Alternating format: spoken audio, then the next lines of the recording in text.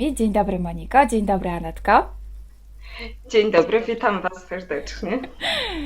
Cześć. Moniu, więc w takim razie nadszedł ten czas, kiedy chciałybyśmy usłyszeć Twoje punkty, no bo zaczynamy Twoją sesję. Ach, wspaniale. To ja może zacznę od trzech rzeczy, które mi się pojawiły w przeciągu ostatnich 3 dni chyba jakoś tak. Co się dzieje? I to są w zasadzie pytania takie do tej mojej esencji części subtelnej, jak może zaczęłam od końca, bo to może jak będzie już koniec pracy, oczywiście Ty sama zadecydujesz o dobrym momencie, ale w każdym razie nie przedłużając, może przejdę, dobrze? E, Pojawił się w mojej przestrzeni, w moim horyzoncie takie techniki śnienia progresywnego i ciekawa jestem, co moja dusza na to, czy ta część subtelna, czy jest zainteresowana, żebym A jak się się tym czujesz po tym? Ty jak się czujesz? Ja na razie metody tak jakby przyszły do mnie, a jeszcze nie zaczęłam z tym pracować. Mogę zadać takie pytanie, ale raczej bazowałabym na tym, jak Ty się czujesz robiąc takie rzeczy, ale dobrze, zapytamy. Dobrze. Kolejna rzecz. Kolejna rzecz to jest Inshindo, to jest taki masaż energetyczny chiński, którym się zajmuję. I chciałabym zobaczyć, czy tam nie ma żadnych potknięć i mogę bezpiecznie to robić.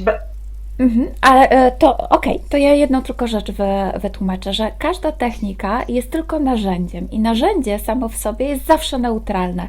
To zależy od tego, kto i jak je używa. I jeszcze na Okej. kim. Także Dobra. tutaj nie miałabym żadnych pytań, bo jeśli Ty się z tym dobrze czujesz i Twoje klienci, bo nie znam tej techniki, i Twoi klienci się dobrze czują, to jest wszystko w porządku. Ważne jest to, co Ty. Dobrze, to ta odpowiedź jest lepsza. No to w takim razie przechodzę do tych rzeczy, do moich punktów. Więc pierwsza rzecz to, czy są jakieś faktycznie głębsze przyczyny tego, że mieszkam w takim miejscu, które nie bardzo mi się podoba? I mam też pracę, w której nie czuję spełnienia, mówiąc Dobrze. delikatnie. Dobrze? Jeszcze sprawa związana z ludźmi, których spotykam. No nie bardzo spotykam ludzi, których kręcą podobne rzeczy. Czy coś tutaj mogą być jakieś głębsze przyczyny? Dalej jest kwestia ciała. Całe życie borykam się z nadwagą i jestem ciekawa, czy są jakieś Przyczyny faktycznie. ezoteryczne. Tak. Ja tutaj, szczerze mówiąc, według mojego spojrzenia, ja tu widzę powiązane z tym dwie rzeczy. Z poziomu ciała mentalnego widzę tu pewien być może wgrany program. Ja to tak odbieram. Zobaczymy to. I Dobra. tak, zobaczymy, co wyjdzie. Być może się potwierdzi Dobra. z tym, co Ty Dobra. wiesz. To nam powiesz na koniec. Dobra, i teraz tak. Z lewej strony są jakieś zaburzenia, które odczuwam. Na przykład tutaj z lewej strony coś promieniowało zarówno do oka, ucha, jak i tutaj zębów. Coś w lewej pachwinie i kolano lewe jest wyraźnie słabsze i daje czasami znać.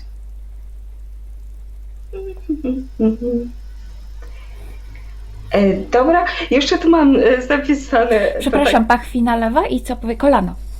kolano. Dobra. Aha, i czasami jak się relaksuję, czuję tak jakby moja prawa ręka była nie do końca moja.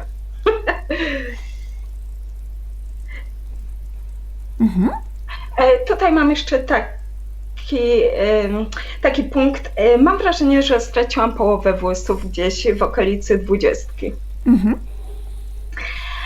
I teraz życie duchowe. Przeszłam tam różne rzeczy, na przykład 20 lat praktyki buddyjskiej, ayahuasca i tam takie spotkanie w Londynie, które było dość mocne. I chciałabym wiedzieć, czy nie ma z tym związanych jakichś podczepień i tam Czy nie pozostały jakieś rzeczy, Mam ten punkt które... tutaj wydrukowany, zapisany. Widzę. Super, super, to z mojej strony to wszystko. Dziękuję. Gotowa w takim razie na Jak przygodę? najbardziej. Monika, w takim razie poprosimy Cię, abyś wyłączyła mikrofon na ekranie, to przekreśliła to kółeczko i powiedz coś, żebym wiedziała.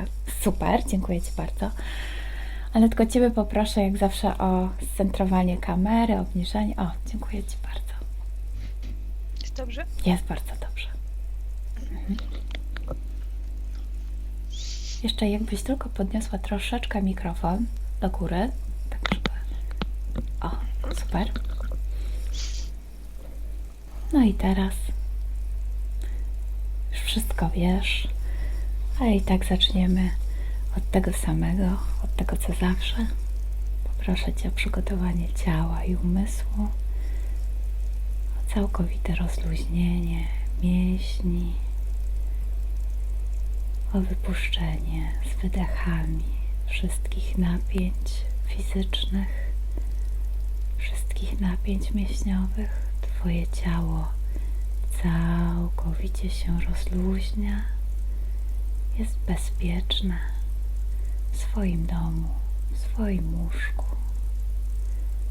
I to samo z umysłem, razem z wydechem. Twój umysł opuszczają wszystkie myśli, wszystkie napięcia mentalne się niwelują. I tak rozluźniona jesteś gotowa do etapu indukcji. Policzę od 5 do 1, a jeśli wcześniej spotkasz Monikę, to przerwij mi. I z każdą cyfrą będziesz zapadać się głębiej i głębiej. 5,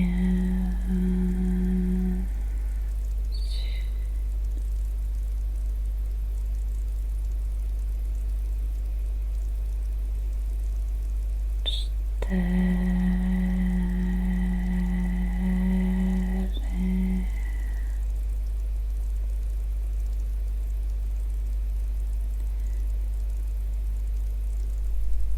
3.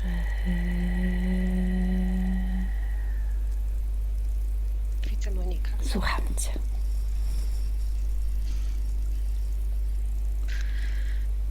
Widzę Monikę z niebieskimi włosami. Mhm. Cały czas biega, bardzo się szybko porusza. Mhm. I ma konia, tylko że na niego nie wsiada i bardzo mu się przygląda, dotyka go, ale nie na niego nie wsiada, tak jakby nie mogła na niego wsiąść albo nie chciała. I cały czas jest w ruchu i ma właśnie niezwykłe niebieskie, takie atramentowe włosy. Mhm. A kiedy widzisz, najpierw dotknij Monikę, spójrz jej w oczy i powiedz mi, czy to jest nasza Monika ze Skype'a. To nie jest takie proste, bo cały czas się porusza, cały czas biega. Mhm. A Poproś ją, aby na chwilę stanęła.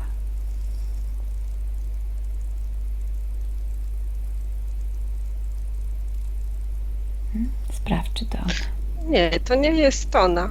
To nie jest ona. Mhm. Dobrze. W takim razie wyjdź z tego i zawołaj, poszukaj naszej Moniki.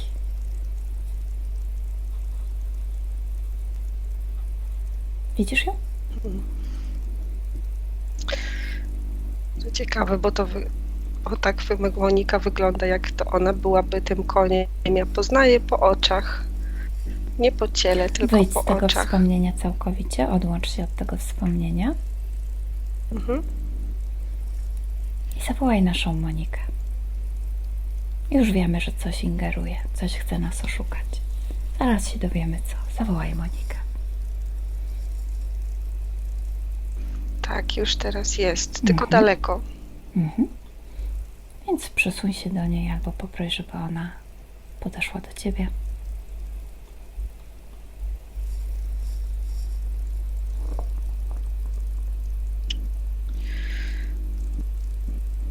powiedz mi, jak ją widzisz? Znowu nie jest Monika. To znowu nie jest Monika. Mhm. Dlaczego pokazują Ci się te obrazy?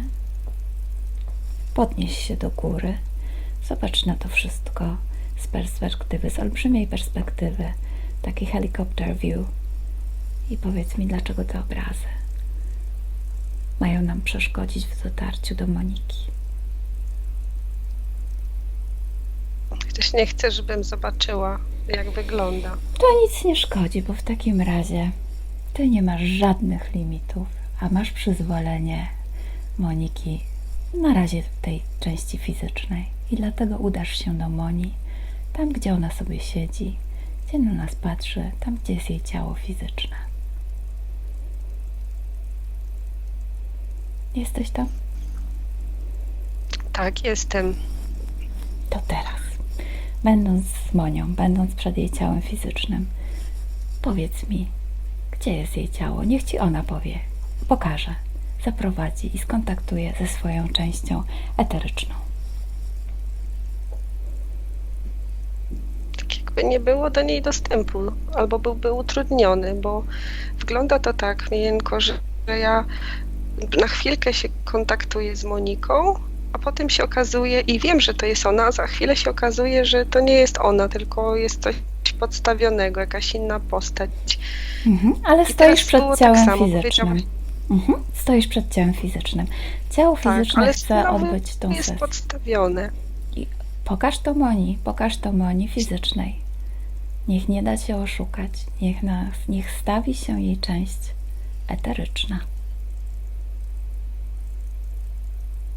Nie masz limitów, Anetko. Ty to wiesz.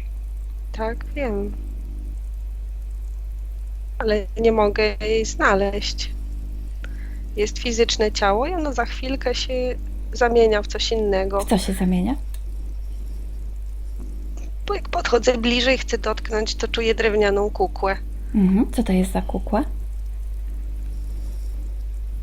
Jak Pinokio, jak po prostu coś drewnianego, co ma przypominać. Powiedz Moni, tej Moni, którą znalazłyśmy, że wszystko, co jest w niej i co w nią ingeruje, ma wyjść z niej i stanąć przed nią. No to natychmiast pojawił się olbrzymi smok. Olbrzymi. Nasza Bardzo Monia ze agresywny. Skype'a wie o tym? Spokojnie, żadnej agresji. Na razie Ja się mamy nie boję go. przyzwolenie ciała fizycznego i nie pozwalamy z poziomu fizycznego na żadną agresję. Smok, okej. Wyszedł z niej? Tak. Tak. Dobra. Czy jest coś jeszcze, co w nią ingeruje? On ma więcej głów i zieje ogniem. Mówisz o tym smoku? Na razie zostaw na boku smoka. Popatrz na Monię, na naszą Monię. Czy jest coś jeszcze, co w nią ingeruje? Czy to wszystko? Jest. Wszystko ma wyjść, stanąć przed nią. Jest. Widzę ją tak, jakby siedziała na grzbiecie jakiegoś stwora dziwnego i To bardzo jest ten koń, o szybko którym leci na mówiłaś? nim. Nie, Leci na nim, a To więc nie jest już ten- znalazłaś jej ciało. leci na nim. Jej ciało eteryczne. Okej, to sprawdź jej ciało eteryczne, to które leci na tym czymś. Czy to jest nasza Monia?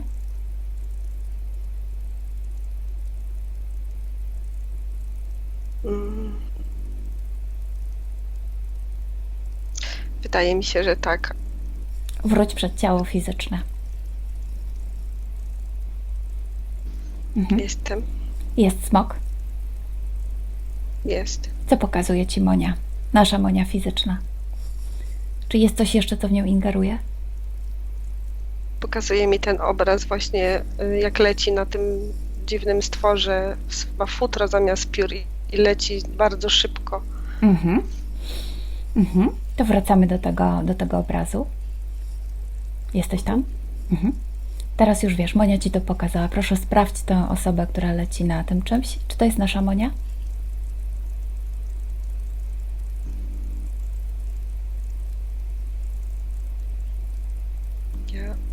tylko ze słów Moniki, tylko z tych z fizycznej Moniki. Wiem, że tak, ale ja nie Wracamy. mogę do tego dotknąć. Dlaczego? Co cię blokuje? Nie wiem, jest jakaś ściana. Jest ściana, tak jak... Nie mam dostępu, w ogóle nie mam dostępu tam. Mhm. Kochanie, mamy przyzwolenie Moniki fizycznej. Jest coś, co ją obudowało, jest coś, co ją blokuje, ale my mamy jej przyzwolenie. Na 3 znika ta ściana, ponieważ ty nie masz żadnych limitów. Żadnych. I jest przed tobą część energetyczna Moniki. Tak, teraz już mogę. To teraz bardzo cię proszę, spójrz głęboko w oczy części energetycznej, subtelnej Moni, dotknij ją i potwierdź mi, że to ona.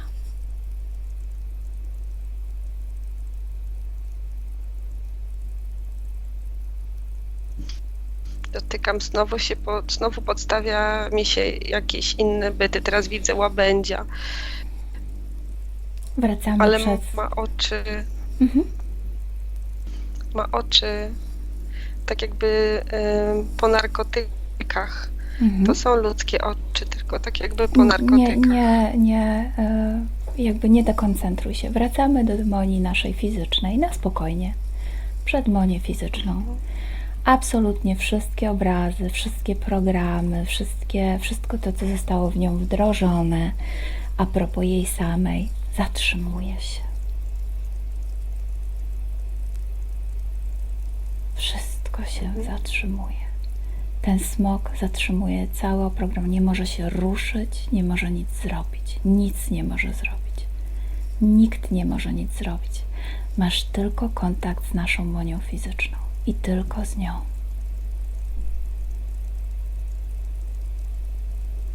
Jesteś tam? Tak, Dobrze. jestem. To niech ci Monia pokaże pierwszy kontakt z tym smokiem.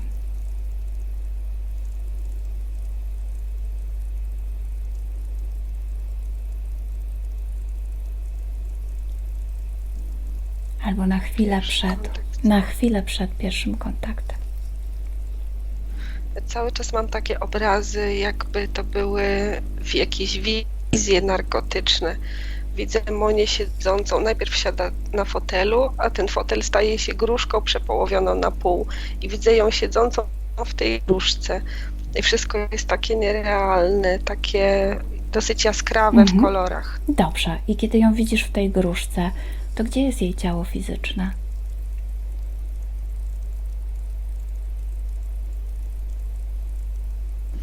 Jej ciało fizyczne coś robi, może w ogrodzie, widzę ją z łopatą. Ale czy to jest to życie? Nie mam takiej informacji. Mhm. To opowiedz mi ten obraz, kiedy pokazała ci się Monia siedząca w tej gruszce.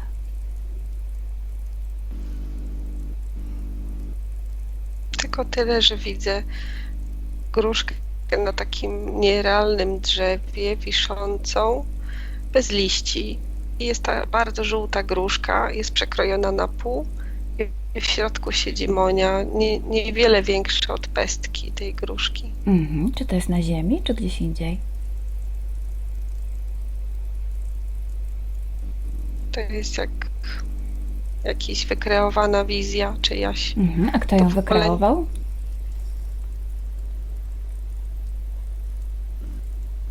To jest...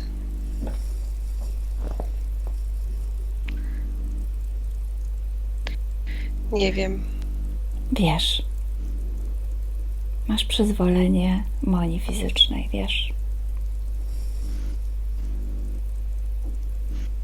Tylko jedna rzecz przychodzi do głowy, że to jest pod wpływem jakichś środków. To idźmy do tego momentu, kiedy wzięła te środki.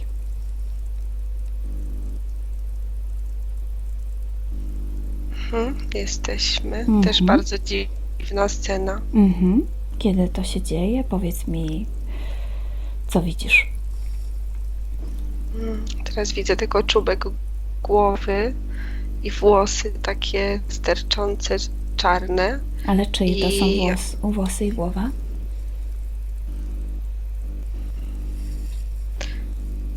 Nie wiem. Nie wiem, się taka postać pojawiła. A gdzie jest Takie Monia? światło. Mhm. Okej, a powiedz mi, jak widzisz Monię w tej scenie?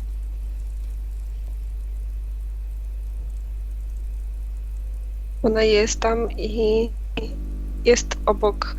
To tak jakby przez tą postać, to chyba jest człowiek, tylko dziwnie wygląda bardzo. Mhm. I on przekazuje dalej to, co dostaje, a do głowy dostaje taki, jak białą taką strzałę światła. Mhm. I to światło idzie z góry. Mhm. Tam jest taka istota bardzo świetlista, bardzo strzelista. Trochę to nie jest anioł, ale jest coś takiego skrzydlatego. Bardzo Dobrze, świeci ale się. powiedz mi, jaki to ma związek z Moniką? Ten mężczyzna, to światło, ta postać świetlista. bo ona tam jest. Mhm. Jest malutka przy nim. Siedzi Mhm. tak jakby po turecku albo w Mhm. lotosie i jakby chłonęła to samo, co przepływa przez niego. On to dostaje Mhm. i przekazuje to dalej. To jest taki kierunek. Dobrze. Proszę, żebyś znalazła sobie zrobiła taki kanał komunikacyjny, wytworzyła kanał komunikacyjny tylko między tobą a nią. Tylko między tobą a Moniką. Znowu jest dziwne, bo teraz tak jakbym była w tej scenie razem z nimi Mhm. i to światło uderza też o moją Nie. głowę. Nie, nie. Ja nie. zasłaniam się od tego. Nie musisz się zasłaniać. Ta sytuacja cię nie dotyczy. Nic, co tam się dzieje, nie ma z tobą związku, zatem to światło nie może ci absolutnie nic zrobić. Co więcej, podnieś swojej częstotliwości. Wszystko jest w porządku, Anetko. Mhm. Mhm. Dobrze. Anetko, chciałabym, żebyśmy podeszły do tego trochę inaczej. Całkowicie się rozłącz. Całkowicie. Ale to całkowicie. Od wszystkiego, od wszystkich. Jeśli chcesz, na chwilę stwórz sobie swój własny biały pokój. Swój pokój wyciszenia, gdzie odepniesz się od wszystkiego i od wszystkich. Mhm. I teraz chciałabym, żebyś przyszła tutaj do mnie. Żebyś będąc koło mnie i mając moje wsparcie, z tego punktu, wiedząc, że ja zawsze pilnuję i dbam o to, aby absolutnie nikt ani nic w ciebie nie zaingerowało i nie zrobiło ci krzywdy, razem ze mną, czując moje wsparcie, zawołaj stąd Monikę. I tylko Monikę. I tylko część subtelna Moniki, tej, którą znamy ze Skype'a, może się pojawić. Tylko ta część.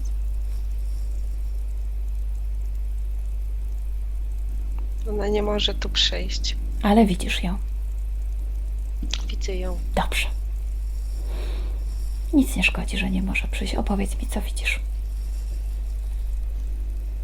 Widzę znowu tę scenę z tą postacią i przekazywaniem tej energii z góry, która jest bardzo, bardzo silna. Dobrze. Bardzo ostra. Jesteś przy mnie. Pamiętaj, że masz moje wsparcie. Sprawdź jeszcze raz Monikę. To jest nasza Monika, prawda? Tak. Gdzie jest jej ciało fizyczne? Tak, i tamtej widzę, jak Mhm. jej ciało fizycznie, widzę, że ona tam siedzi i widzę, jak w jej kręgosłup jakby wpływała ta substancja, ta energia i jej kręgosłup zaczyna zmieniać kolor, robi się bardziej biały i coś z kręgosłupem się dzieje. Mhm. Jakby się rozdwajał. Mhm. Mhm. Dobrze, więc jest tam jakiś mężczyzna. Czy możesz mi powiedzieć, że to jest ludzkie DNA tego mężczyzny? Jest ludzkie DNA. ale on działa jak przekaźnik pomiędzy Jasne. Mhm. Monią a Tym tą czymś. postacią Mhm. tam, tym świetlistym. Dobrze. Pamiętaj, że jesteś koło mnie, na spokojnie. Zobacz, czym jest to coś świetliste.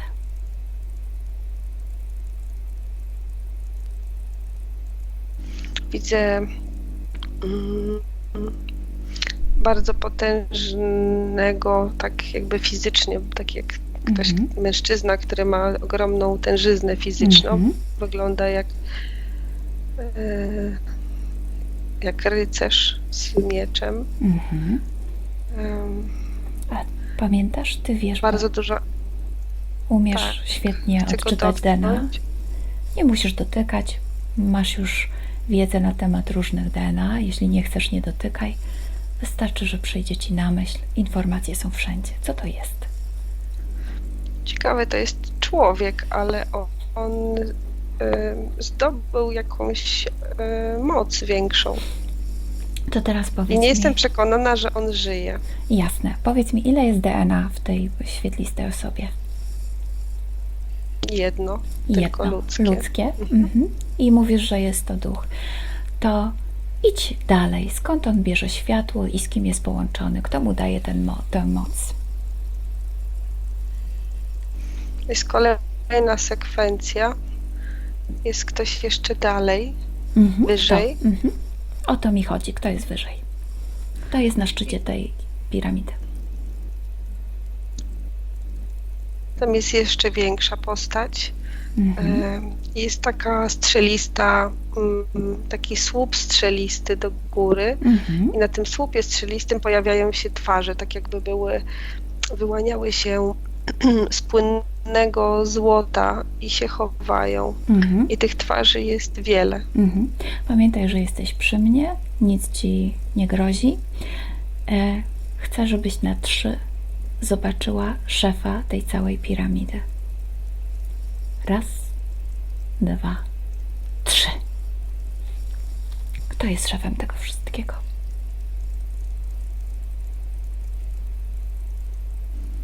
Jest na samej górze tego słupa z kolei siedzi ktoś bardzo niepozorny wyglądu. Mhm. DNA? Dotykam. Mhm. Pamiętaj, że to cię w ogóle nie dotyczy, więc nikt nie może w To ciebie jest zajść. ptasie DNA. Ptak. To jest czysto ptasie, tak, Mhm. czysto A ptasie możesz DNA. mi opisać tę postać? Tak, może zmieniać formę. Mhm. Najpierw pokazał mi się jako siedzący znowu jakby po turecku albo w lotosie młody mężczyzna trzymający miecz i wbijający go w ziemię, ale jak go dotknęłam, to poczułam DNA i poczułam pióra. Mhm. I To jest jakiś jastrząb? Coś w tym stylu? Co to jest? Jak to wygląda w Tak. swojej oryginalnej formie? jak no taki, nie wiem, czy to jest jastrząb, raczej orzeł. Ja się na tym nie coś znam. takiego, Cokolwiek mi taki- powiesz. Ja Okej. też nie. Dobrze. Tak, Ma coś głowę takiego orła. z takim okej. dziobem, Mhm. tak, Ma skrzydła? skrzydła. Mhm. A resztę Ma ciała? białą Mhm. głowę i skórzaste takie szpony Mhm. i brązowe pióra. Mhm. Czy przychodzi ci jakaś nazwa tego orła? On się jakoś nazywa? Tylko po to, żebyśmy go sobie po prostu zidentyfikowały. Do niczego więcej nam to nie służy. On mówi, że wiele nazw i Nie, ty mu wymyśl nazwę, Jak jeśli chce. nie chce. To może zmieniać formę tak jak chce, to w ogóle nie ma znaczenia. Się pokazuje w ogromnej ilości słuchaj, form. jak ktoś jest wszystkimi, to jest tak naprawdę nikim, zatem nazwiemy go nikt. Nikt. Mhm. Nikt. Mhm. Opowiedz mi teraz, co on tam robi. Opowiedz mi o tej całej hierarchii. Jak ta piramida wygląda i dlaczego na dole są ludzkie duchy?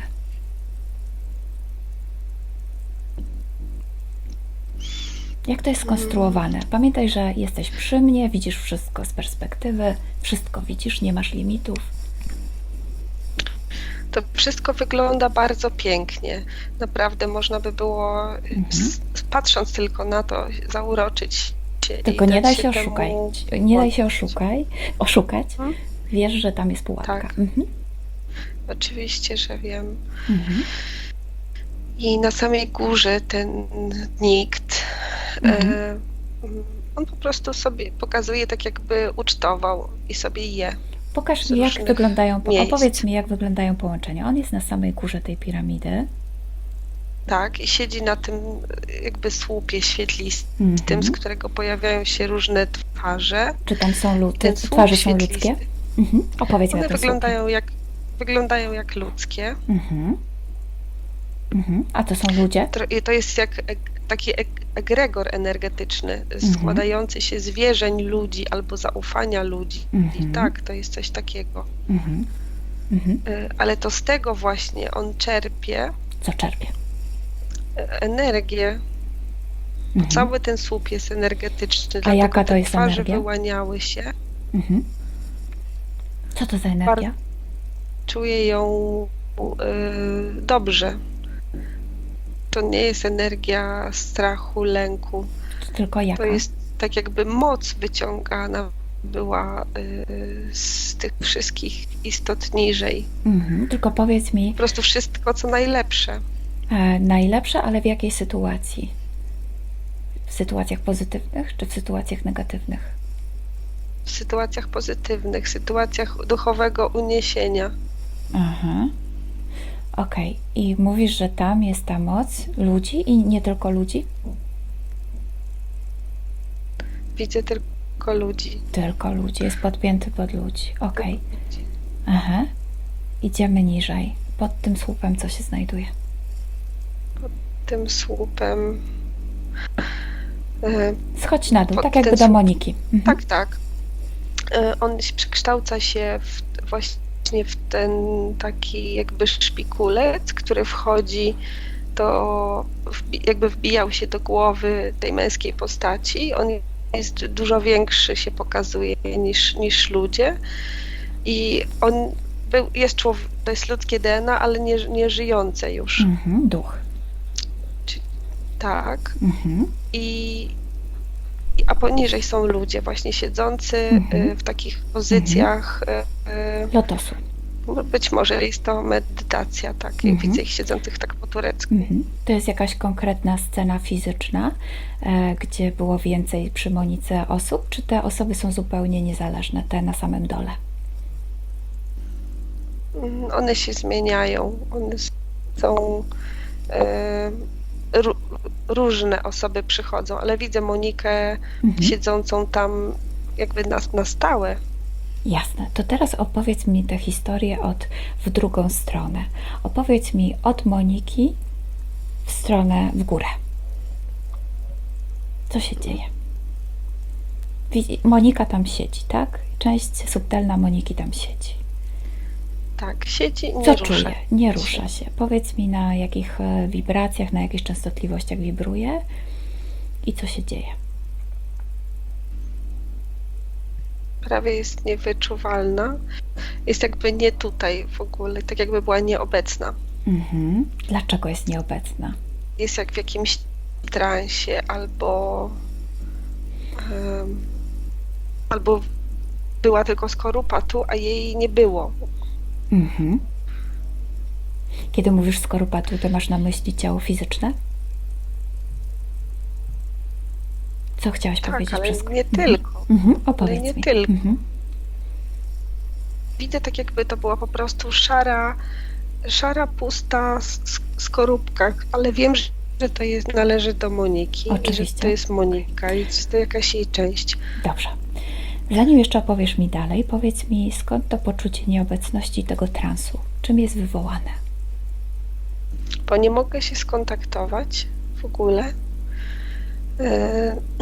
Widzę ją jako taką właśnie pustą i półprzeźroczystą, jak dotykam. Ja wiem, że to jest Monika, ale tak jakby jej tam nie było. To jest takie uczucie, że dotykasz kogoś, Mhm. wiesz, że to jest ten ktoś, ale on jest nieobecny. Nieobecny. Mentalnie? Umysł, świadomość tam, nie było tam umysłu ani świadomości. To już bardzo Ani dużo uwagi. odkryłaś. Bardzo dużo.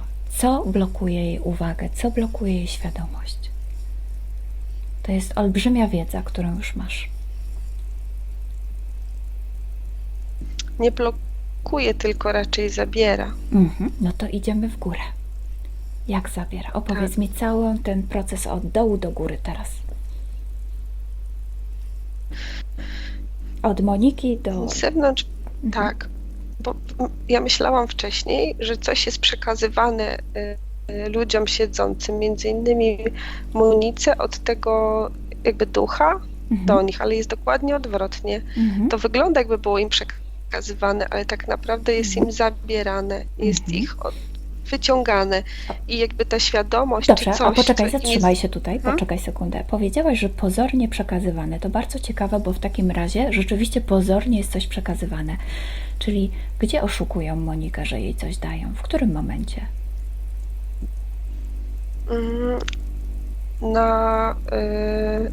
Na styku no właśnie tak jakby ten duch, Mhm. ta istota jest tym przekaźnikiem i to tam jest to oszustwo, że jest wrażenie, że się coś dostaje, ale tak naprawdę wszystko jest ci zabierane. Dobrze, a powiedz mi wrażenie, że co dostaje? Jakie to wrażenie ma Monika, że niby co dostaje? Wiedzę, błogosławieństwo, takie słowa mi przychodzą. Dobrze, dobrze, już wiemy, okej. To idź dalej do góry. Wychodzimy z Moniki, co się dzieje? Co jej zabierają? I gdzie to idzie?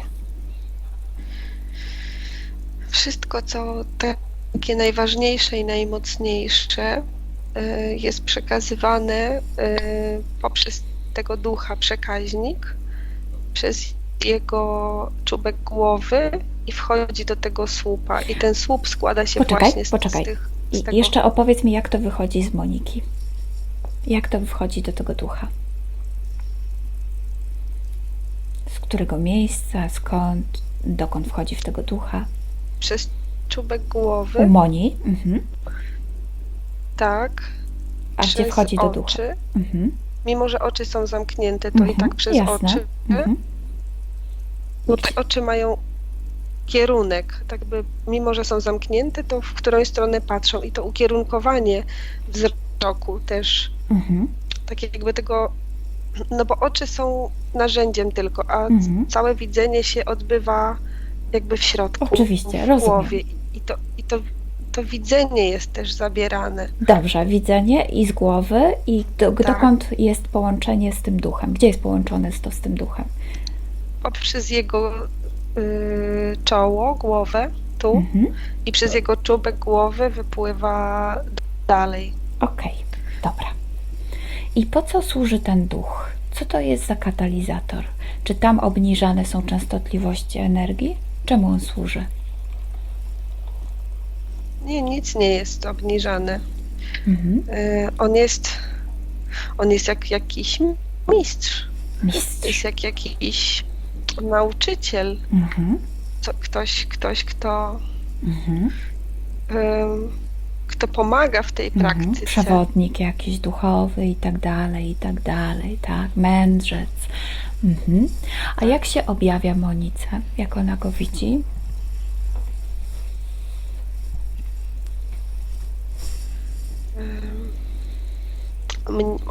Ona go nie widzi w ogóle, tylko czuje. Czuje go, okej, ona go czuje. A jak go czuje? Czuje go jako właśnie takiego mistrza, takiego swojego anioła stróża? Jak go czuje? Jako coś większego. Od coś siebie? o wiele większego od siebie. A ty jak go odczuwasz?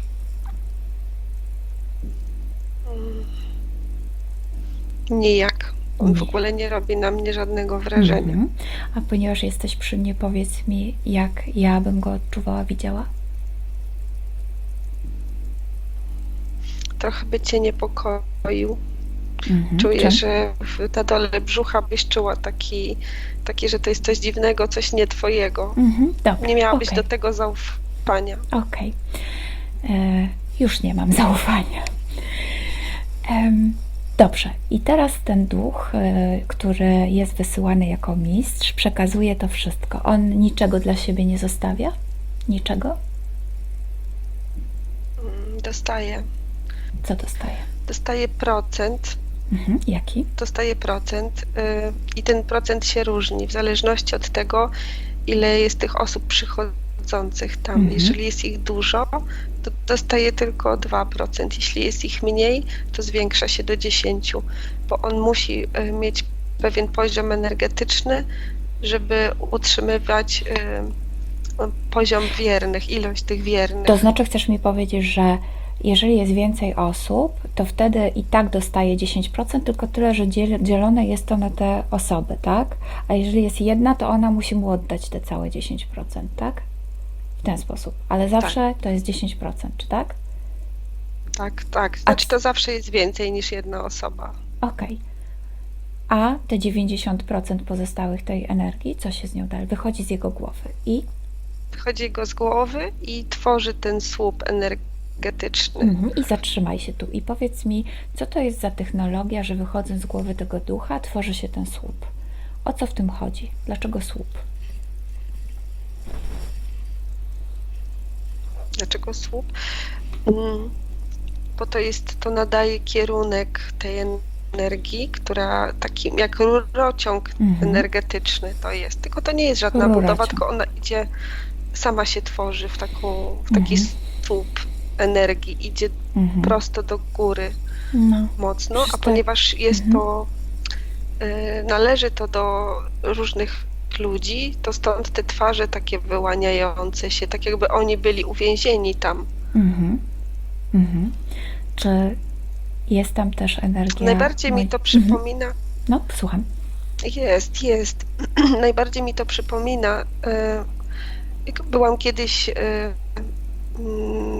w Kudowie i tam jest takie miejsce, gdzie nieżywych ludzi zalewano betonem i te twarze takie wyłaniające się, to tak to wygląda. Aha, ale mówisz nie, że... Dobrze, zostawmy to, co pamiętasz z fizycznego życia, ale powiedz mi, kiedy widzisz tych ludzi, te twarze tych ludzi, to co to jest? To są duchy ludzkie? Co to jest? To nie są duchy, to są ich świadomości. Świadomości. To poszukaj teraz... Aha, to nie, dokończmy najpierw proces, czyli jest ten rurociąg, jakie to wulgarne, już nie jest tuba, tylko rurociąg jakiś zwykły. Wiesz, do czego jest podpięty w naszym życiu rurociąg? Tak. No, to właśnie do tego służy. I powiedz mi, z tego rurociągu, z tego odpływu, dokąd, z czym się dokładnie łączy? Tworzy coś w rodzaju takiego lejka, na którym siedzi to ptaszysko. Okej, i teraz mi opowiedz. I ucztuje w tym. Siedzi na tym, więc którędy ciągnie tę energię?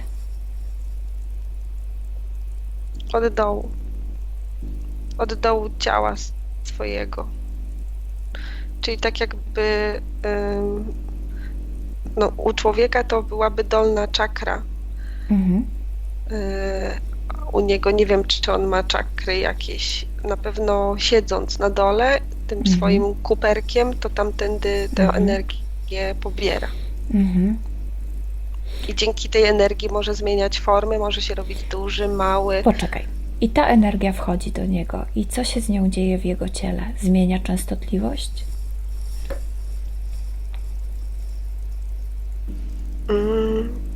Daje mu... Nie zmienia częstotliwości. Właśnie nie o to chodzi, żeby ona zmieniała częstotliwość, tylko ona mu daje to, co wnoszą te świadomości tych ludzi. I to, co wnosi ich wyobraźnia, to, co wnosi ich możliwość kreacji, on dzięki temu, kradnąc to, korzystając z tego, może sobie tworzyć to, co chce. A co chce tworzyć? Czy może tylko to, co wnosi ta energia. On sam nic nie jest w stanie wytworzyć oryginalnego.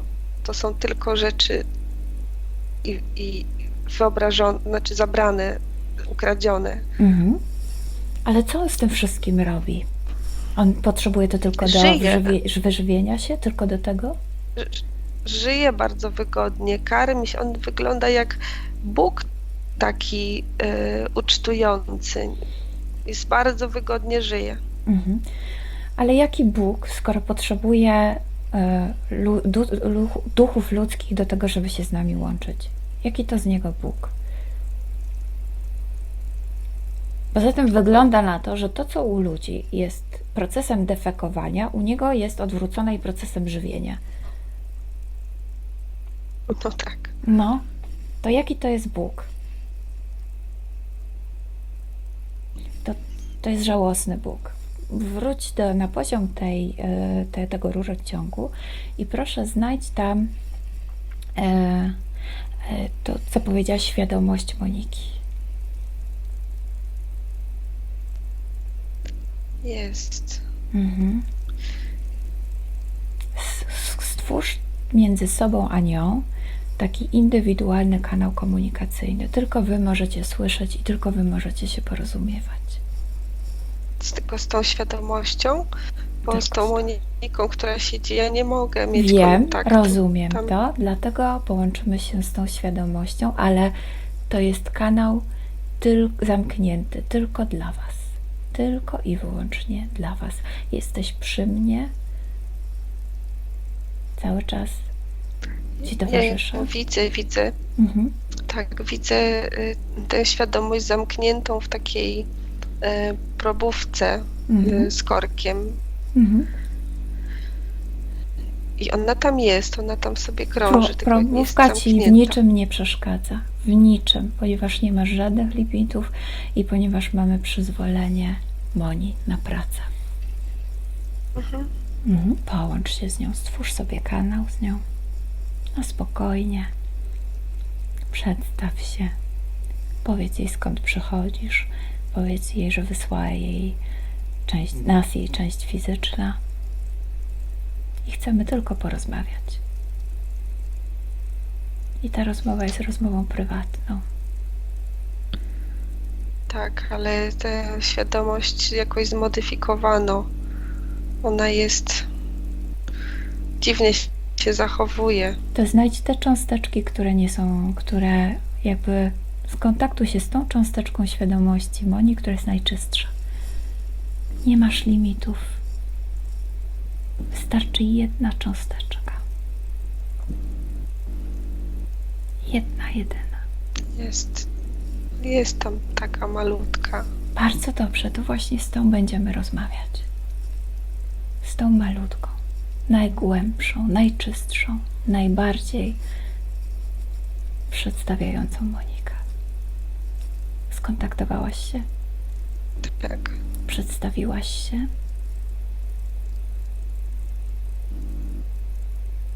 Czy ta Tak. cząsteczka wie, skąd przychodzimy i dlaczego chcemy rozmawiać? Nie wie, ale rozumie, że to Czuje. jest że to jest pomoc, która przyszła. Pomoc, którą udzieli sobie sama. Sama. Mhm. Czy ta cząsteczka już widziała to wszystko? Pokaż jej to wszystko, co widziałaś. Wszystko, co widziałaś. W jednej sekundzie przekaż jej wszystkie informacje. Mówi, że wie, że się stało coś złego, ale była zamknięta w pułapce i nie mogła się skontaktować ze sobą. Nie. Opowiedz jej o tym całym rurociągu, opowiedz jej o tym sztucznym Bogu, który żywi się w taki sposób, w jaki my się defekujemy. Opowiedz jej, że on nie może nic zrobić, nie może niczego kreować, niczego wykreować. Potrzebuje do wszystkiego naszej energii, nie tylko żywych ludzi, potrzebuje też martwych ludzi. To nie jest żaden Bóg, to nie jest żaden mistrz. Tak, Że to ona ma moc. Ona jest od niego silniejsza. tak. Zrozumiała to, zobaczyła tę całą sytuację, w której jest. To, że Zobaczyła. opróżniono jej świadomość, to, że ciągle ma jakieś obrazy wysyłane do niej, sztuczne, to, że nie mogliśmy jej znaleźć, to, że jest w probówce. Zobaczyła to wszystko. Dobrze. Chciałabym, żeby w jednej sekundzie zaprowadziła nas do momentu, zanim to wszystko się zaczęło. W jednej sekundzie już tam jesteśmy.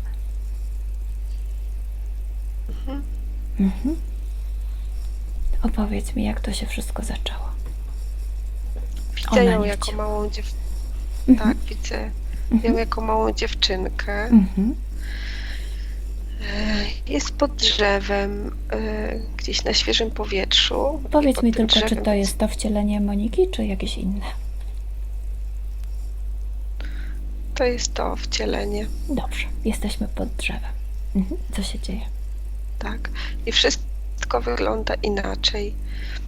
Stoi taka ławeczka pod tym drzewem i ona sobie maszeruje w te i w te. Tak po tej ławeczce coś sobie wyobraża, bawi się. Mhm. A wszystko dookoła się zaczyna zmieniać. Mhm. I to drzewo robi się takie biało-srebrzyste, a całe otoczenie dookoła się robi ciemne. Dobrze, I Anetko, też ta ławeczka tak się zmienia. zatrzymaj się tutaj i ponieważ Ty jesteś obserwatorem z zewnątrz, powiedz mi, co sprawiło, że to wszystko zaczęło się zmieniać.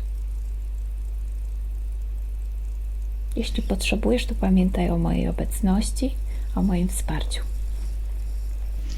Tak, ja widzę jakieś znowu światło, ale takie ponad tą sceną i ono tak się przemieszcza dokładnie tak samo jak malutka Monia z długimi, gęstymi, pięknymi włosami.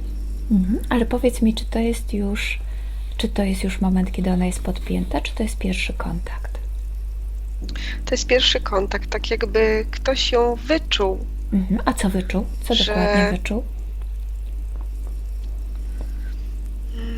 To, co ona robi ze swoim umysłem, chodząc po tej ławeczce w tej z powrotem, ona jakby zmienia wokół siebie rzeczywistość w jakiś sposób. I ktoś po prostu Przepraszam, to dopytam się, wyczuł. czy chodzi o fantazję dziecięcą, o właśnie takie życie między dwoma wymiarami, jak to dzieci potrafią? Czy o to chodzi? Tak, ale jest to bardzo mocne i silne. To jest więcej niż wyobraźnia. To jest połączenie z czymś więcej. Coś, co potrafi zmieniać rzeczywistość. A powiedz mi, i też skąd- więcej niż kreować. Rozumiem. A powiedz mi, skąd Monia to ma? Ona się przełącza. Po prostu jak zaczyna wykonywać takie ruchy podobne cały czas, tutaj jest akurat chodzenie po tej ławeczce, to tak jakby w jej mózgu zmieniały się częstotliwości i zaczyna się tworzyć wokół niej właśnie taka aura, taka, nie wiem, moc, coś dziwnego to A jest. po co Także ona to to drzewo robi? się robi srebrzyste. Jasne. A po co ona to robi? Ona nie kontroluje tego. Ona po prostu tak ma, tak się urodziła i to jest... To cofnij się jeszcze w czasie, a nie masz żadnych limitów. Skąd się wzięła u niej taka umiejętność? I do czego służyła, kiedy była jej jeszcze świadoma?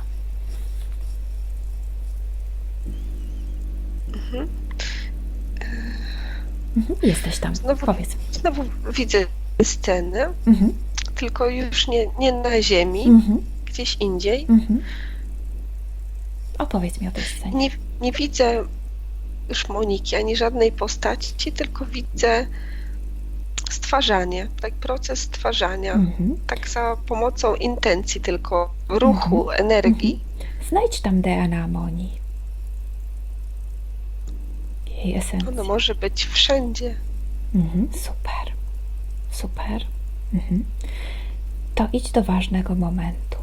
Kiedy Monia, która stanie się Monią, ta świadomość, ta esencja, kiedy nabyła i czemu służyła, do czego służył jej ten talent, do tego zmieniania, przełączania rzeczywistości?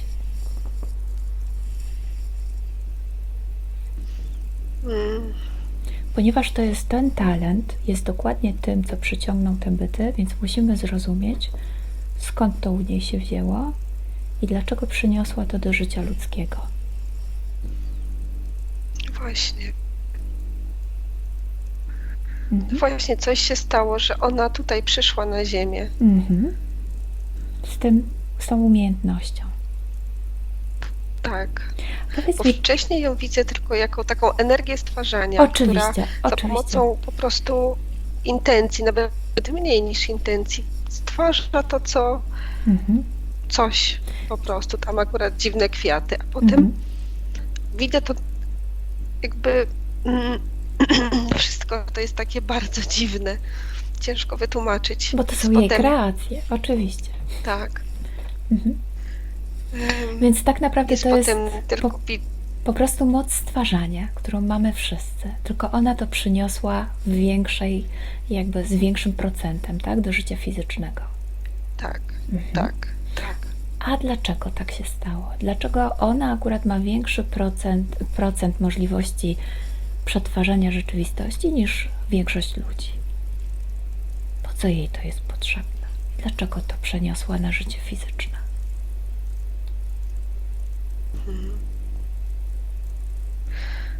Ona jest i tu, i gdzieś indziej jednocześnie. Jest tutaj na Ziemi i poza nią jednocześnie. Czy to znaczy, że jej ciała są rozłączone całkowicie, czy po prostu to jest umiejętność takiego bywania?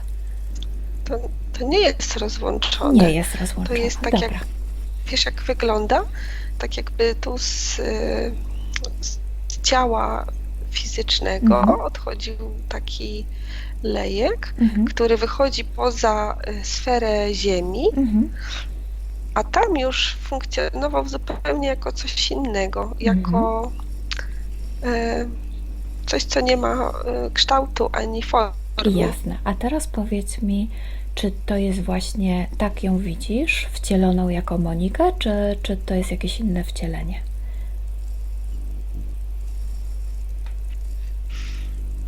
Tak ją widzę.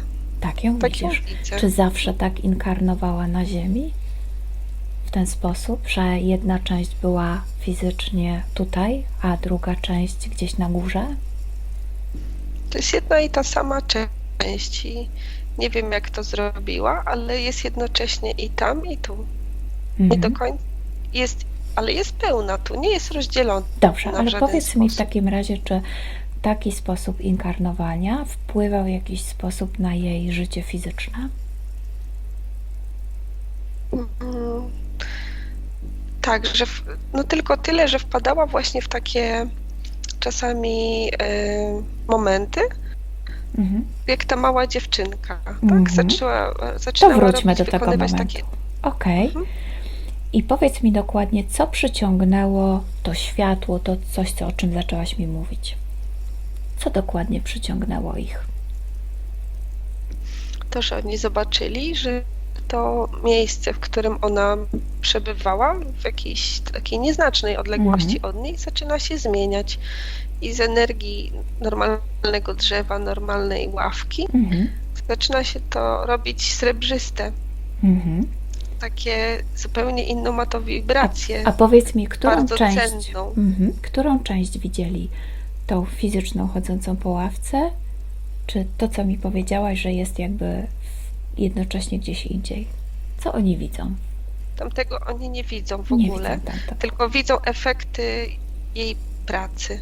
Mhm. Czyli widzą to, że się zmienia energia wokół niej, że to jest taka energia stwarzania, Mhm. kreowania i przemieniania, takiej Dobrze. transmutacji. Dobrze, to idziemy do przodu. Idziemy do tego momentu, kiedy jakby dochodzi do spotkania. Opowiedz mi, co się dzieje dalej.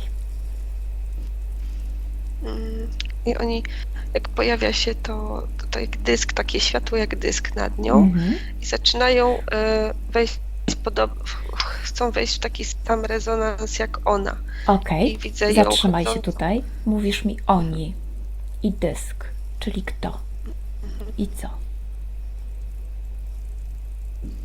No, Nie wygląda to jak statek, tylko jak dysk taki światła,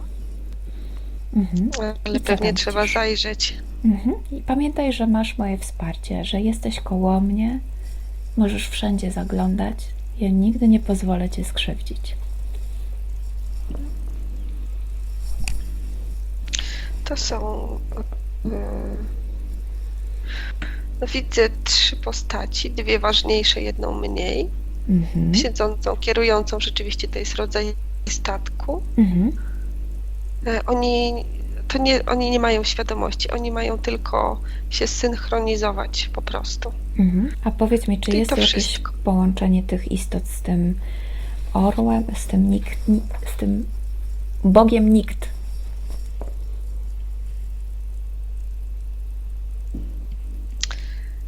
No właśnie nie. Właśnie nie. No to opowiedz mi do końca tę scenę. Jak Monika zostaje połączona z tymi bytami? Powiedz mi, co to są za byty, jak jest ich DNA? A może... Poczekaj. Najpierw opowiedz mi, co to są za byty. Oni nieważni są, to wyglądają jak takie kościotrupy po prostu siedzące za sterami. Okej. Znowu zostali wykorzystani ludzie, duchy ludzkie? No to jak zawsze Tak. poproszę Cię, idź na górę całej piramidy i pamiętaj, że nie masz żadnych limitów. Od razu zobacz, kto jest szefem. Czy to jest ten sam?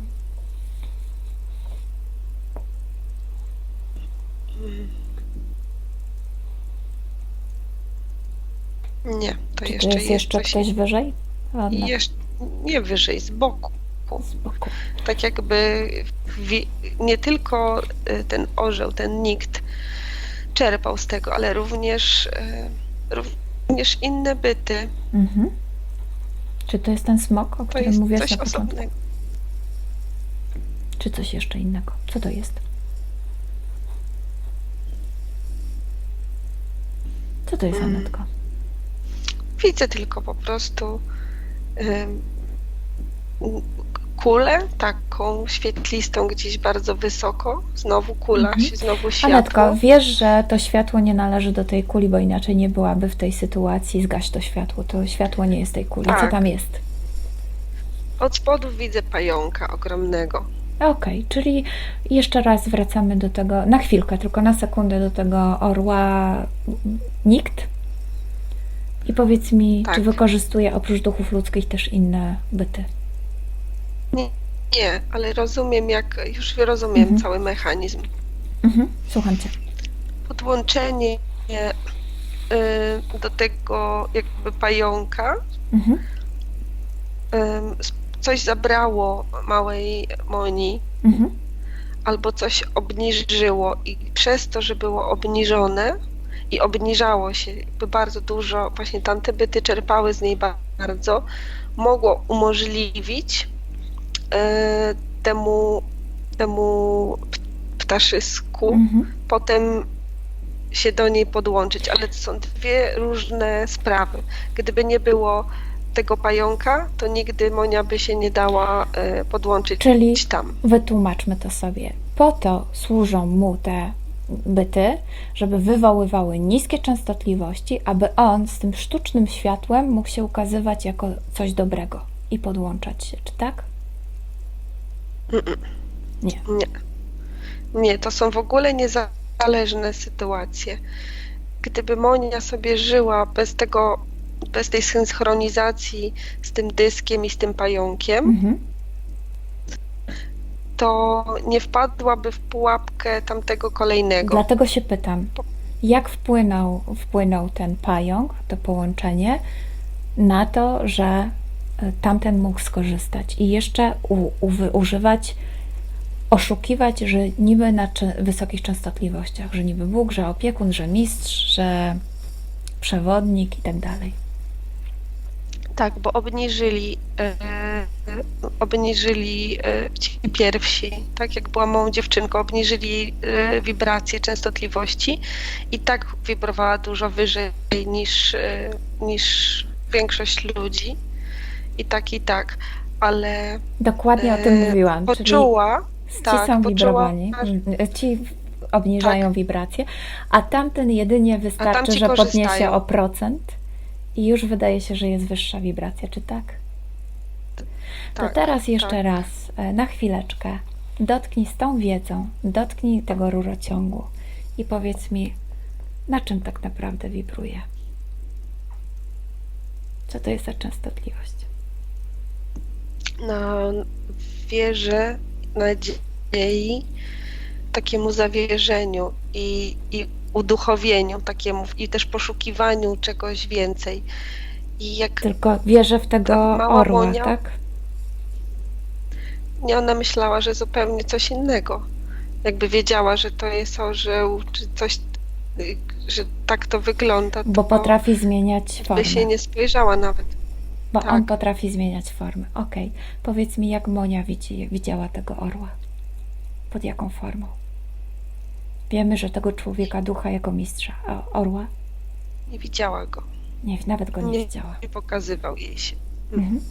A komukolwiek z tych Nie ludzi widziała, Mhm. nikomu się nie pokazywał. Oni widzieli tylko albo czuli energię, taką silny prąd energii. I odbierali to jako coś wyjątkowe zjawisko jakieś i był to dla nich dowód, że Coś więcej. zawierzyli Istnieje coś czemuś wyższe. wyjątkowemu.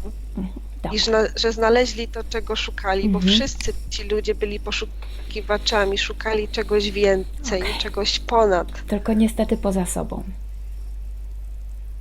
Mhm. Czy Monia, ta cząsteczka, wie już o tym? To wróćmy Tak. jeszcze na chwilę pod to drzewo. Mhm. Opowiedz mi już tylko, jak się łączy ten pająk, na czym łapie Monikę. Co się Synchronizowali się Z czym? przez ten ruch taki sam. Z wibracją, którą Monika wytwarza. Co to za wibracja? To jest bardziej mechaniczne niż emocjonalne. Mhm. To przez to, że ona chodziła w kółko z powrotem na tej ławce, Mhm. oni złapali częstotliwości jej ruchu. Zaczęli tym statkiem poruszać dokładnie tak samo i jak złapali częstotliwość tego Mhm. ruchu, to mogli się podłączyć. Działa to Częstotliwość ruchu. dokładnie To tak są samo jakieś jak fale na moście. elektromagnetyczne? Działa jak rezonans czysty, Rezonans. mechaniczny. Okej. To teraz powiedz mi, jaka była... Wejdź głębiej, bardzo głęboko. I powiedz mi, jaka była konwersacja subliminalna. Ona nie musi być werbalna, ale na pewno była jakaś konwersacja na jakimś poziomie, gdzie Monika dała przyzwolenie na ich podpięcie. Tak, już widzę. Proszę, słucham Cię. Tylko co robisz, dziewczynko? Mhm. Jestem zajęta. Mhm. A co robisz? Bawię się. A Mhm. możemy się pobawić z tobą? Możecie. Mhm. Jak I Monia ich w tym widzi? momencie złapali synchronizację. Okej. I Jak w ogóle Monia na nich nie patrzy, jest zajęta stwarzaniem. Aha. A jak ich Jak czuje? widzi kwiaty. Nie zwraca na to uwagi w ogóle. Ale jakaś cząsteczka jej musi ich widzieć, skoro im odpowiada. Musi ich widzieć, musi ich czuć. Jak ta cząsteczka, ta jej część ich widzi?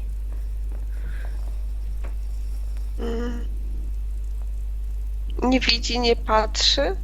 Oni raczej, to bardziej jest jakby to była taka mucha przeszkadzająca. Ona była tak zajęta kreowaniem, że nawet nie wpadła, nie zauważyła, że wpadła w ten trans i oni jakby przerywali ten trans przez to, że nie byli zsynchronizowani. Mhm. Więc ona się zgodziła Mhm. i wtedy oni weszli w synchronizację Czyli- i przestali jej przeszkadzać. Mhm. Użyłaś słowa, że przeszkadzali jak mucha, czyli wywołali w niej jakąś dokuczliwość. I ona, żeby tej dokuczliwości się pozbyć, zgodziła się. Co to za dokuczliwość? Co w niej wywołali dokładnie? Zaburzali jej ten trans Mhm. kreowania. I taką ona zgodziła się po to, równomierność, żeby się odczepili. rób- Mhm. Zaburzali jednak to. Okej. Tak. Mhm. Czy Monia to widzi? Że zamiast poświęcić uwagę temu, zbyła to jak właśnie taką małą muchę, a okazało się, że jest to dość duża pułapka? Tak. Dobrze, na razie zostawiamy tę scenę. Chcę teraz, żebyś mnie zaprowadziła, czyli ma już tego pająka. Już jest nad nią praca, obniżają jej częstotliwości i tak dalej. Kiedy łączy się z tym orłem. Idźcie do tego momentu. Po tym jak się synchronizowała z tą grupą od pająka, to poczuła, że nie może tak kreować jak wcześniej, że czegoś jej brakuje. I to był moment, że zaczyna szukać. Zaczyna szukać A kiedy jest ten różnych moment? ludzi. Już następnym razem, jak chciała coś sobie właśnie postwarzać, wyobrażać, zobaczyła, że tak jej nie idzie. No pomyślała, że może coś się, nie wiem, wydarzyło w życiu, nie wiem, mama nakrzyczała, czy coś. Takie zwykłe życiowe rzeczy, ale potem znowu i znowu i znowu było gorzej. I zaczęła szukać. Zaczęła szukać ludzi, którzy mogliby jej pomóc, książek, wiedzy, informacji. To tak jakby szukała nie wiedzy i książek, tylko szukała siebie. Bo ona czuła, że czegoś ma mniej. Że coś jej zostało zabrane. I w ogóle nie pamiętała momentu, w którym to się wydarzyło. Okej, dobra. Szukała na zewnątrz, ponieważ dobra. I idźmy do tego momentu konkretnego. Co się dzieje? Kiedy łączy się z tym orłem?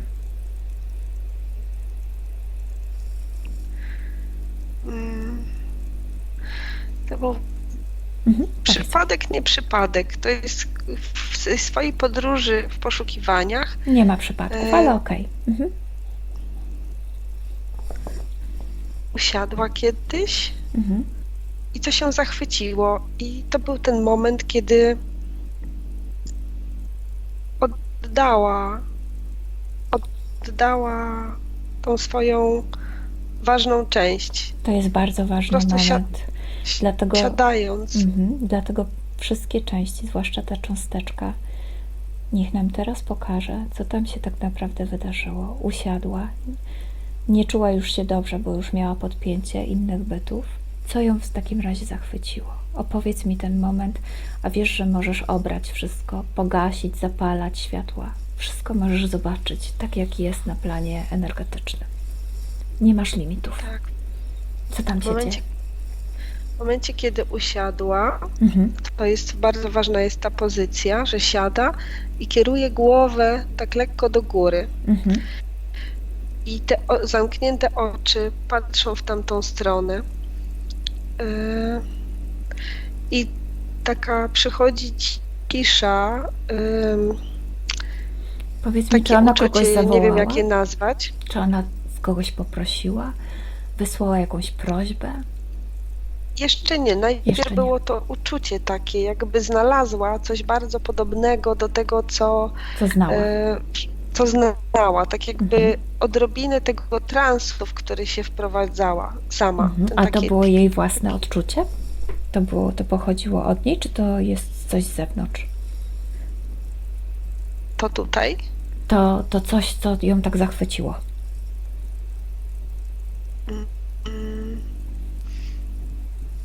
Skąd to jest?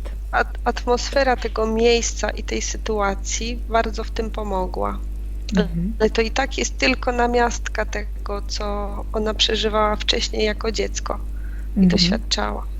Ale pomyślała, że musi to robić częściej, żeby coś rozwinąć w sobie.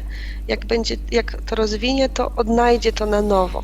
Idź do momentu pierwszego kontaktu z tym orłem. Ona to wie.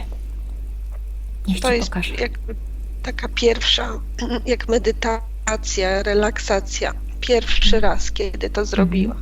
Czyli dał jej malutki zastrzyk dobrego samopoczucia. Tak, i przypomnienia tego, co zgubiła. Po to, żeby mu później to wszystko oddała. Tak, a ona tego nie wiedziała. Jeszcze tego nie wie, ale już wie właściwie. Jak się połączył ten orzeł? Znajdź ten moment. Podczas tej medytacji, tej relaksacji, Wejdź w głębiej. pierwszym momencie. Tak jakby właśnie poprzez tą koncentrację, coś wtedy poprzez tutaj czubek głowy i i te oczy właśnie zamknięte, tak jakby coś, to wszystko w głębi głowy się działo. Mhm. Czyli nie wiem, może to są takie te centra energetyczne. Poczekaj, Tak mi się przyszło skąd do głowy, że dlaczego medytacja wytworzyła dla Moni niebezpieczeństwo? Gdzie jest potrzeba w tym? Gdzie jest potrzeba szukania czegoś na zewnątrz? Dlaczego przez medytację? Medytacja powinna służyć do wejścia do środka siebie. nie, bo to nie była medytacja, która do środka wprowadzała, tylko medytacja, w której na zewnątrz Okej. się wychodziło. Okej, dobra. To jeszcze tylko powiedz mi, jaka była konwersacja subliminalna i kiedy Monika jej w jakiś sposób przyzwoliła na połączenie. To jest poprzez takie zawierzenie, że to jest ta metoda. Czy on już był w tym miejscu? Był pośród ludzi, z którymi to robiła? Tak, Mhm. to jest już, to trwało. Pierwszy Dawno. moment. Anetko, musimy znaleźć ten pierwszy moment. Ten To najpierwszy. jest pierwsza medytacja. Mhm. Pierwsza medytacja, jakby to pierwsze spotkanie, Mhm. kiedy usiadła i ten moment, kiedy koncentruje się Mhm. bardzo i skupia się na tym, tylko właśnie na zewnątrz. Skupia ona się, czy wtedy- chce, czy ma potrzebę i pragnienie, żeby się z tym połączyć. Oczywiście, że ma pragnienie. Mhm. I jest odpowiedź na Tak, to bo pragnienie? Jest odpowiedź na to Od pragnienie. razu jest jest wyciągnięcie od razu tego, Mhm. co ma w środku. Tak jakby Mhm. od razu to łączy. Mhm. Czyli Poza tak naprawdę słowami zrobił zupełnie. to, o co ona prosiła. Spełnił jej Mhm. pragnienie. Mhm. Tak. I to jest ten moment, kiedy idzie przez tego ducha do tej tuby. Tak, bo to jest właśnie połączenie poprzez tego niby mistrza Mhm. do tego ptaka, tak? Mhm. Poprzez tubę, że jakby prośba sama chciała się połączyć z tym. Mhm. Jak długo jest w tej tubie? 20 lat, Okej, 20. na pewno. Dobra. Okej. Mamy to wszystko. Zrozumieliśmy już. Połącz się z tą cząsteczką Moniki, z tej probówki, z tą najbardziej świadomą. Jesteś tam z nią? Macie to swój Tak, własny jestem z kanał? nią cały czas w Aha. kontakcie. Okej, super. Widziała to wszystko? Zrozumiała to wszystko? Tak, przypomniała sobie. Dobrze, to niech Ci powie, dlaczego mieszka w miejscu, w którym nie chce mieszkać i spotyka ludzi, którzy jej nie pasują. Bo w ogóle nie wiem. Nie wie, bo Nie, jej świadomość jest nie oddzielona. miała świadomości. Okej. Dlaczego od urodzenia boryka się z nadwagą? Jest tego jakaś przyczyna ezoteryczna? Odpowiada coś? Ona nie pamięta, żeby tak było. Znaczy ta dziewczynka jest taka okrąglutka, ale ona Ale to jest po prostu piękna. cechy fizyczne, czy tak? Cechy Tak. genetyczne. Dobrze. Mhm.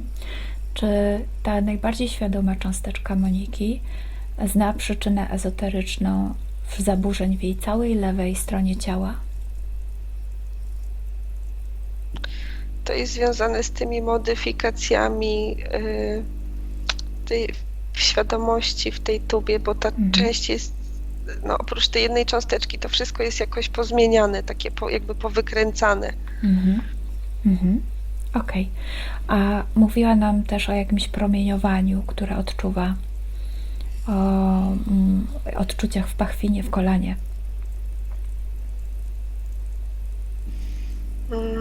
No, to jest odczucie tego, ponieważ ona jest zamknięta jakby w tej probówce, ale jest w tej tubie energetycznej, to są prądy tego bardzo silne, tych energii. Ona tam jest, więc je czuję. Dobrze. Powiedz mi, niech ona nam powie, czy jest przyczyna ezoteryczna tego, że od około 20 lat traci włosy?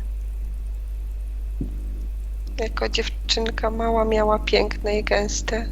A dlaczego teraz je traci od tak długiego czasu?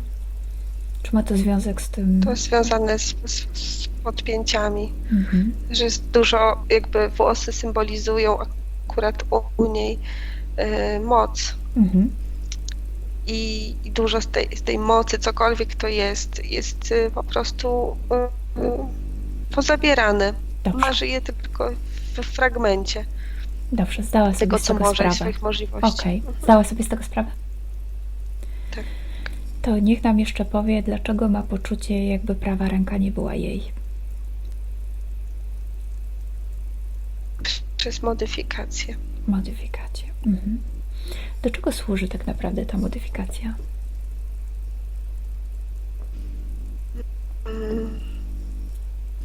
Żeby nie mogła wrócić. Żeby cały czas zasilała. Że nie mogła stamtąd wyjść. Mhm. To jest tylko ich program, a ona już sobie z tego zdała sprawę. To jest tylko oszustwo. Tak. Świadomość jest drogą do wyjścia z tego labiryntu, tego oszustwa. Wie o tym? Dobrze. To jeszcze tylko niech nam odpowie. Powiedziała nam, że od 20 lat uprawia buddyzm, też ayahuaski, rozwój duchowy, ale nie widzi efektów, Bo jest zamknięta. bo jest zamknięta. Okej. Czy chciałaby coś powiedzieć swojej części? Słucham Cię. Słucham Cię. Chciałaś coś powiedzieć? To może trudne, co powiem, ale to właśnie ta praktyka buddyjska spowodowała, że ją tam zamknięto. Nie chodzi o praktykę buddyjską, myślę. Myślę, że chodzi o wszystkie praktyki, które sprawiają, że szukamy czegoś na zewnątrz, poza sobą, czy tak? Albo że widzimy, że są mistrzowie poza nami. To chodzi o to konkretnie, co ona robiła wtedy. Okej. Konkretnie o to. Ważne, że ona wie. Tak, Jeśli ona ma świadomość, to jestem o nią spokojna. Dobrze. tak. Anetko, chciałabym,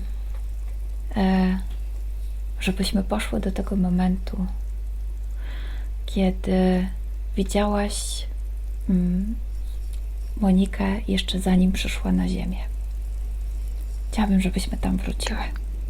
Jesteś tam? Jesteś z Moniką, z jej częścią subtelną, z jej świadomością, z jej jestestwem? Tak. Czy ona widzi to wszystko, co zadzieje się, kiedy inkarnuje na Ziemi? Tak, widzi, wie.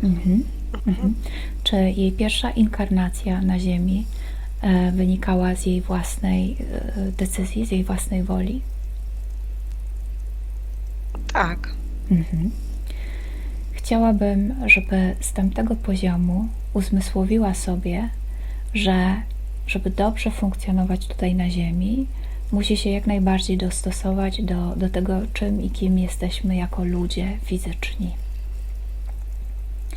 Że Ona już była wcześniej na Ziemi, tylko to była jej decyzja. Ona mogła, była tu na Ziemi, potem wychodziła i znowu była gdzieś tam Cudownie. indziej, potem mogła Cudownie. wracać, kiedy chciała. Jasne. Czy teraz może wrócić swobodnie, będąc podpięta pod te byty? Nie. To musi sobie uzmysłowić, co takiego zrobiła inkarnując jako Monika, a może wcześniej, że w tej inkarnacji została złapana.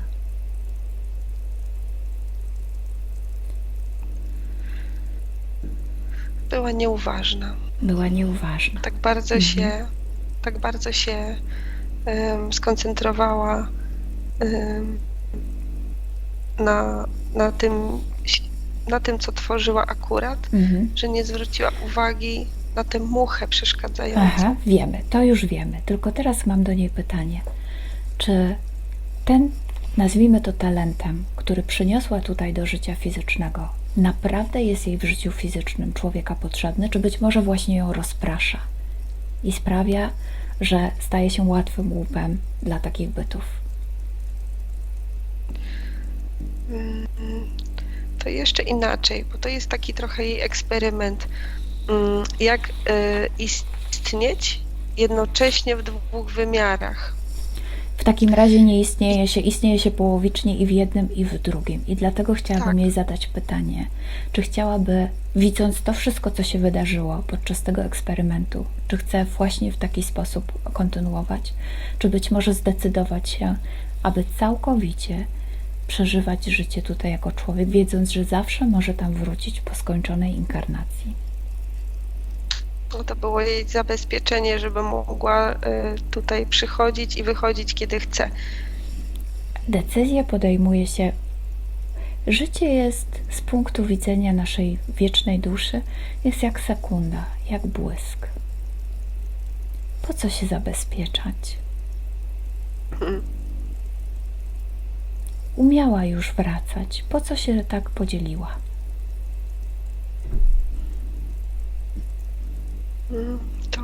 To jej kreacja jest po prostu. Mhm. Chciała spróbować tak i chciała tak jakby więcej tych możliwości kreacji wnieść tutaj w życie, Czasami w życie fizyczne. lepsze Dlatego jest wrogiem stawiła. dobrego. Tak? Czasami lepsze jest wrogiem dobrego. Potrafiła już tutaj żyć i potrafiła wracać dokąd chciała i udoskonalać, dzieląc swoją świadomość, swoją uwagę na tu i teraz i na tam i tam. Doprowadziła do sytuacji, gdzie wpadła w szpony jakiegoś samozwańczego Boga, który tak naprawdę siedzi na sedesie naszej energii. Tak, Widzi widzi to? to wszystko. Dlatego chciałabym, żeby z tamtego momentu podjęła decyzję o tym, czy chce to wszystko anulować i inkarnować poprawnie, aby w całości i w 100% cieszyć się tym dla niej jako duszy króciutkim życiem ludzkim.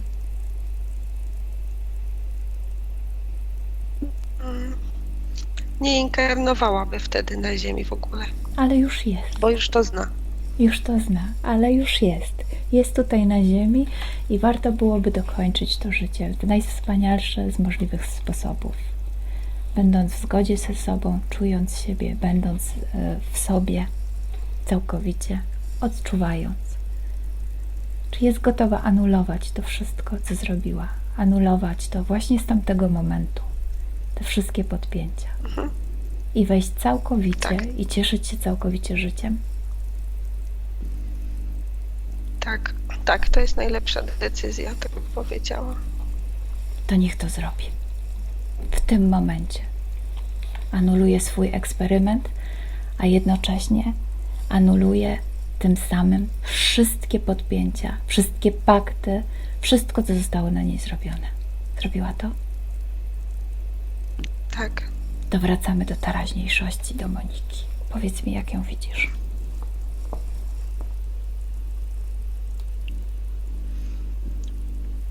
Też widzę dużą wyobraźnię, duże możliwości Cudownie, to jest bardzo kreatywne. tworzenia. Czy jest w sobie, ze sobą i w Ale pełni? wokół... Tak, ale widzę wokół niej mnóstwo obrazów, które tworzy. Sama je tworzy, to jest jej twórczość. Tak, Cudownie. tak. To jest jej Wcale nie twórczość. są gorsze. Dokładnie, ale jest całkowicie w sobie, ze sobą. W 100%. Tak, może być w pustym pomieszczeniu, na pustyni, a jej świat i tak będzie kolorowy. I bardzo barwny, barwny. kolorowy i bardzo bogaty, piękny. Gdzie jest orzeł, gdzie jest duch, gdzie jest pająk? W jakimś wspomnieniu. Nie ma Tylko. tego wspomnienia, tego nigdy nie było. Nie ma. Anulowała wszystko. Anulowała Tak. wszystko. Zdaje sobie z tego sprawę. Czy ma ciągle potrzebę posiadania mistrza? Czy ma Nie. ciągle potrzebę poszukiwania wiedzy z zewnątrz?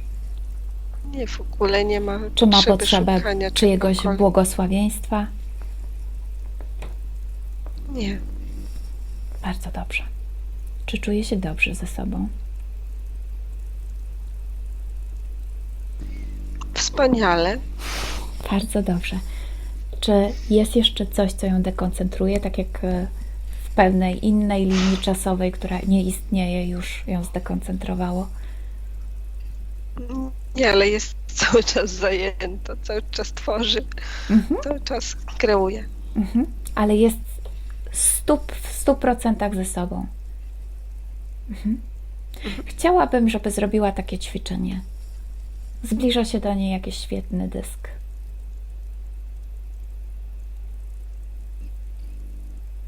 No to dorabiam mu płatki kwiatów i różne sprężynki wesołe i on w ogóle ucieka, więc jakby oddala się bardzo szybko. Bo niczego nie potrzebuje, prawda? Ponieważ jest całkowicie w 100% ze sobą.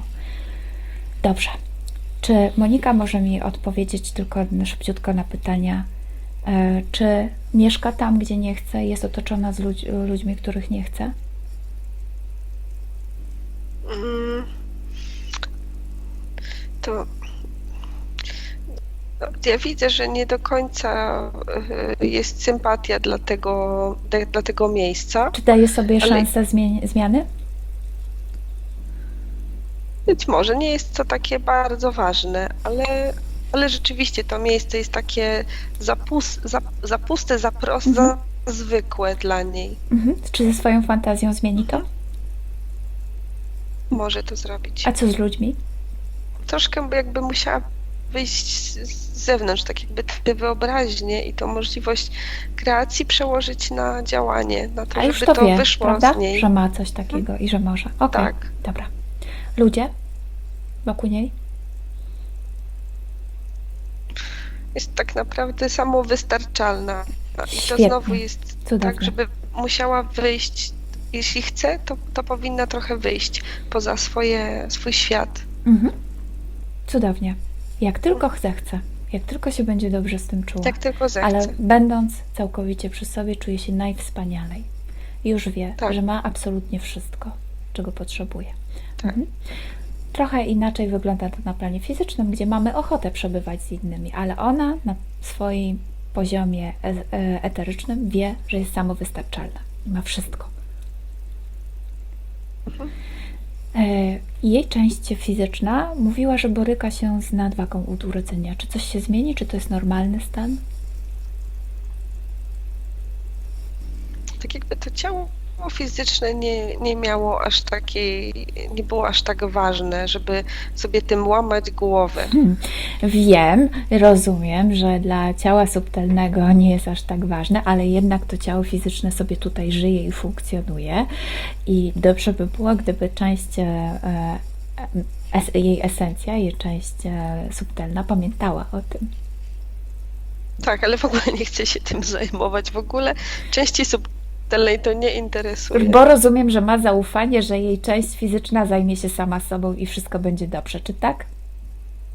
Dobrze. Że to takie Jest trywialne Jest zwykłe, podział. no. Bardzo dobrze, cieszy mnie. To jest porządny podział ról. Każdy zajmuje się swoimi rzeczami. Okej. Niech nam tylko jeszcze odpowie, czy będzie odczuwała jakieś dolegliwości w lewej stronie ciała. Nie widzę. Nie. A co z jej włosami?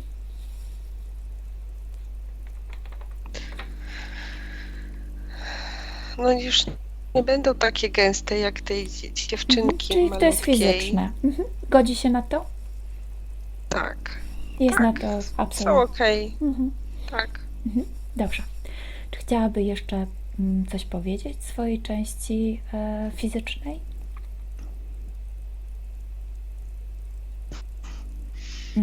Słucham. Tak, trochę na siebie tak śmiesznie krzyczy. Mówi do siebie, żeby wyłaź trochę na zewnątrz. Tak, Przepraszam, ale sama podzieliła rolę. Skoro jej część fizyczna ma wyjść, to niech część fizyczna decyduje o tym, niech wychodzi. Wszystko w zgodzie ze sobą, tak? Dogadają się, tak. Oczywiście. Dogadają się. Już się, rozumiem, dogadają. Lubią się. O, super. Jedna ma trochę przestać przejmować się tymi wszystkimi niedogodnościami No bo to jest ciała, fizyczne, które prawda? ma swoje prawa. Mhm.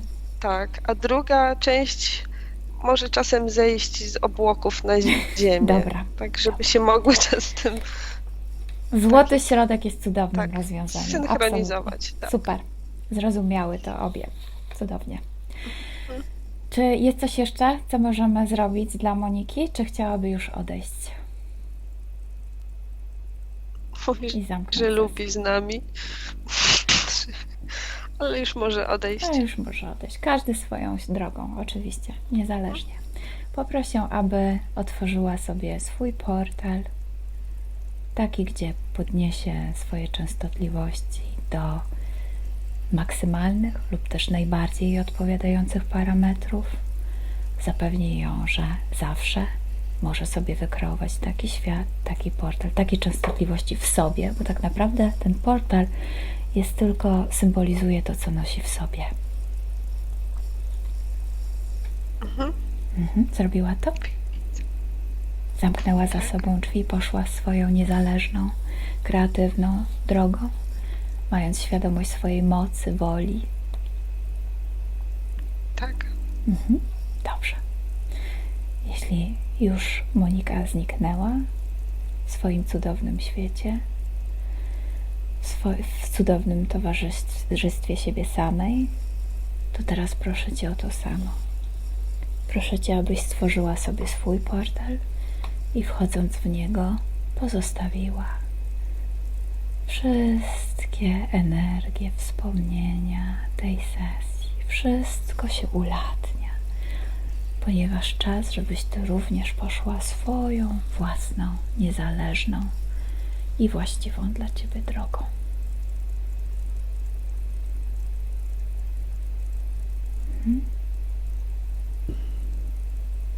Podnieś swoje częstotliwości, zrób sobie przyjemność. Możesz sobie wykreować coś, co Cię rozbawi albo wyciszy, coś, na co masz ochotę. I poczuj się ze sobą wspaniale. Właściwie to poczuj wspaniałość siebie.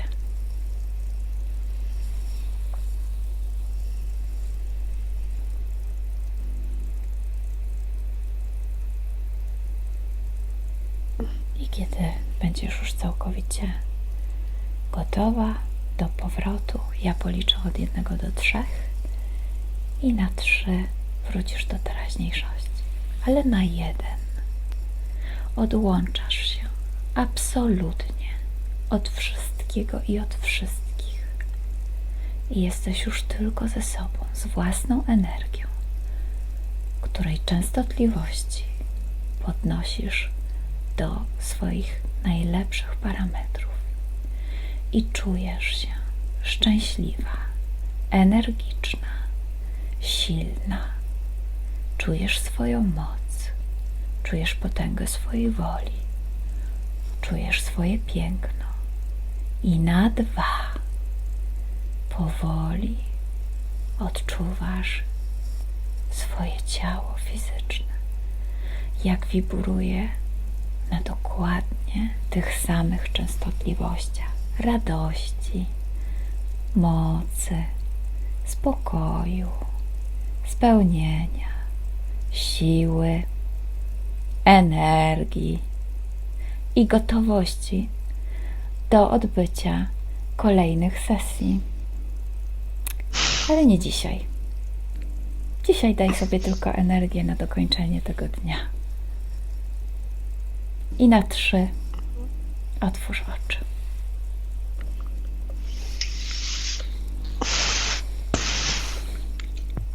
Jak się czujesz, Anetko?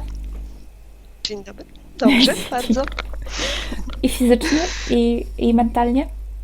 I samopoczucie? Tak, Wszystko dobrze? tak, pięknych obrazów się naoglądałam. Dzięki Moni. Moniu, wrócisz do nas? O, chyba już działa. Działa, już słyszymy Cię. Czy chciałabyś nam coś powiedzieć? No, całą sesję przepłakałam. To było dla mnie tak poruszające. Pozwól sobie, absolutnie sobie pozwól. Tak.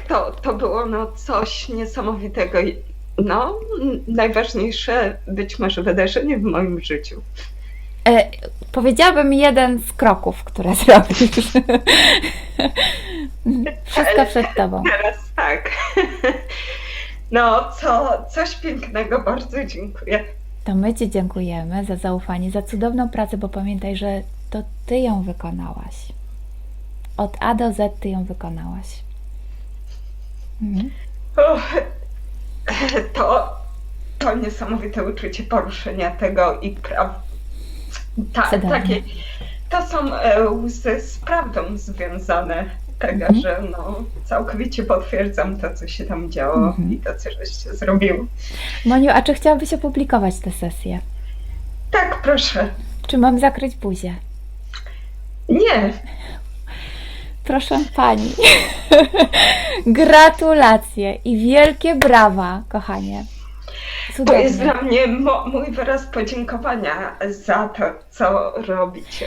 Nie, ja myślę, że to jest Twój wyraz powrotu do siebie. To jesteś Ty i Ty jesteś taka właśnie najpiękniejsza i najcudowniejsza. Ale dziękujemy, dziękujemy. Z wdzięcznością Dziękuję również. przyjmujemy taki prezent. I mam nadzieję, że widzowie również. Włączam nagrywanie, dziewczyny, zostańcie na linii. Bardzo, bardzo Wam obu dziękuję za pracę.